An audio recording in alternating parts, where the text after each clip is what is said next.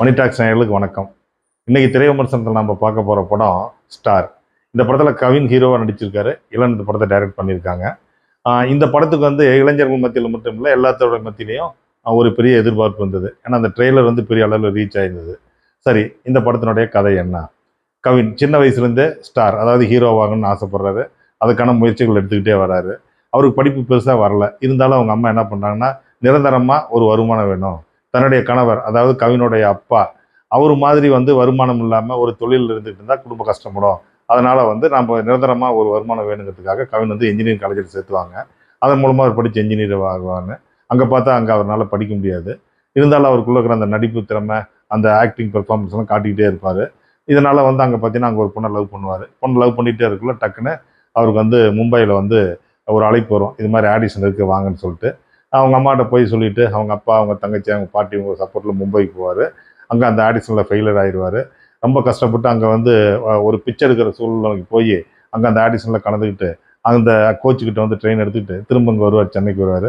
சென்னைக்கு வந்தோன்னா அவருக்கு ஹீரோ அல்லது ஹீரோவுக்கு அடுத்த ரோல் நடிக்கிற ஒரு சான்ஸ் கிடைக்கும்.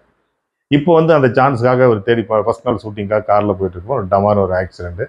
அதுக்கு பிறகு ஒரு மூஞ்சியை மாறிடும், கெட்டப் மாறிடும், இவருடைய குடும்ப சூழலே மாறிடும். ஃபஸ்ட்டு ஒரு லவ் பண்ண பொண்ணு விட்டு போயிடும். அடுத்தது வந்து அதிதி, இவர் கூட படித்த பொண்ணு. அப்போ தான் அந்த பொண்ணை பற்றி அவருக்கு தெரியும். அவங்க வந்து இவர் வந்து மோட்டிவேட் பண்ணி, உன்னால தான் நான் வந்து மோட்டிவேஷன் ஆகி நல்லா இருக்கேன், அதனால் வந்து இன்னும் நான் மோட்டிவேட் பண்ணுறேன், நீ திரும்ப நடி அப்படின்னு சொல்லி அவங்களுக்கு வந்து மோட்டிவேட் பண்ணுவாங்க. அதனால கவினுக்கு விருப்பம் இருக்காரு. ஒரு வேலையில் போய் சேருவார். வேலையில் சேர்ந்த பின்னாடி அவருக்கு நடிக்கிறதுக்கு அந்த சூழல் வரும்.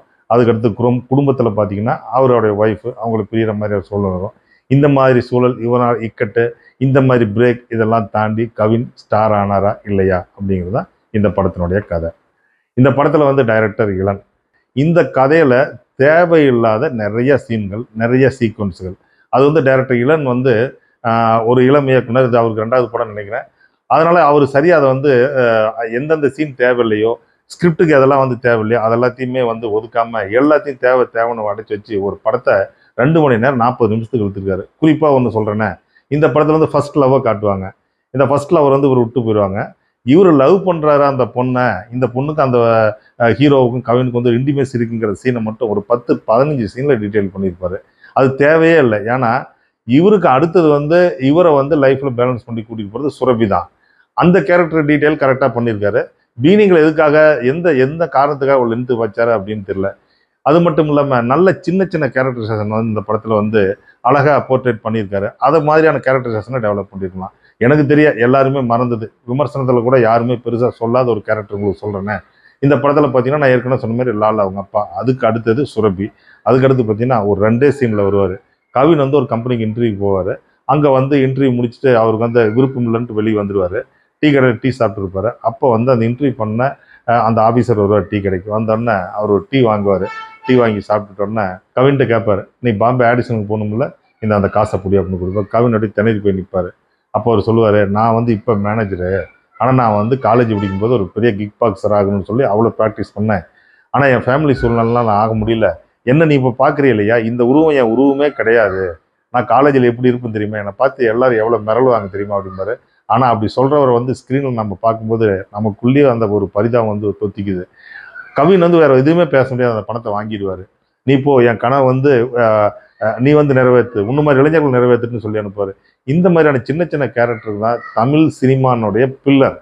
இதை டைரக்டர் மறந்துட்டு தேவையே இல்லாமல் யங்ஸ்டர்ஸை கவர் பண்ணுறனோ அல்லது யங்ஸ்டர்ஸுக்கு பிடிக்குன்னு சொல்லியோ அந்த ஃபர்ஸ்ட் ஹாஃபில் வந்து ஒரு லவ் ஒரு டீட்டெயில் வச்சுருப்பாரு. அந்த பொண்ணு பிரேக்கப் பண்ணிட்டு போயிடும்.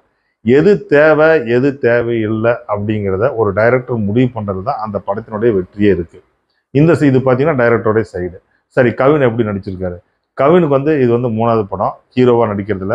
கவின் உண்மையாலுமே வந்து ஒரு நிறைய படங்களில் நடித்த ஒரு எஸ்டாப்ளிஷ்டு ஹீரோ என்ன பண்ணுவாங்களோ அந்த மாதிரி முயற்சி எடுத்து பண்ணியிருக்காரு. ஓரளவுக்கு சக்ஸஸ் அடைஞ்சிருக்காரு.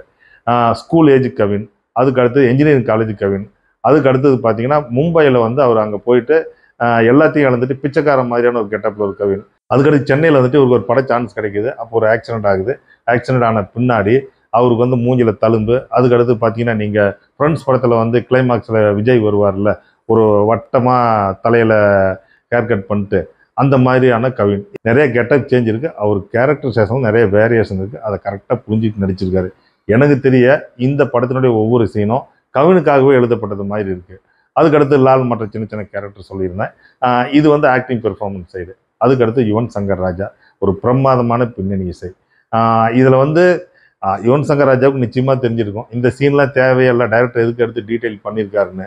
ஆனால் இருந்தாலும் இவருடைய கடமை அந்த டைரக்டர் எடுத்து கொடுத்த சீனுக்கு நல்ல ரீரெக்கார்டிங் வாசிக்கணுங்கிறதுக்காக நல்லாவே ரீரெக்கார்டிங் நல்ல அந்த எமோஷன் வந்து எந்த அளவுக்கு கெயின் வந்து இம்ப்ரூவ் பண்ணுமோ அந்த அளவுக்கு பண்ணியிருக்காரு. எமோஷனை வந்து கெயின் பண்ணியிருக்காரு யுவன் சங்கர் ராஜனோட மியூசிக்.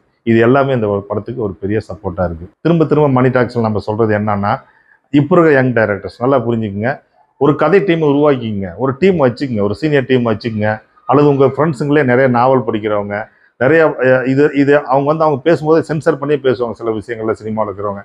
அவங்கள கூட வச்சுக்கோங்க. ஒரு நல்ல படம். இந்த படம் வந்து சூப்பர் ஹிட் ஆகக்கூடிய படம். இந்த படத்தை சுமார் ஹிட் ஆக்குனது யாருன்னு பார்த்தீங்கன்னா டைரக்டர் தான். அதுக்கு காரணம் படத்தினுடைய லென்த்து, தேவையில்லாத சீக்வன்ஸ் நான் சொன்னது. இது எல்லாத்தையுமே நீங்கள் சகிச்சுக்கிட்டு பார்க்க முடியுதா இந்த படத்தை நீங்கள் தேட்டரில் போய் பார்க்கலாம். மணி டாக்ஸ் நேயர்களே, இந்த ரிவ்யூ கண்டிப்பாக உங்களுக்கு பிடிச்சிருக்கும். பிடிச்சிருந்தா நீங்கள் லைக் பண்ணுங்கள், ஷேர் பண்ணுங்கள், சப்ஸ்கிரைப் பண்ணுங்கள்.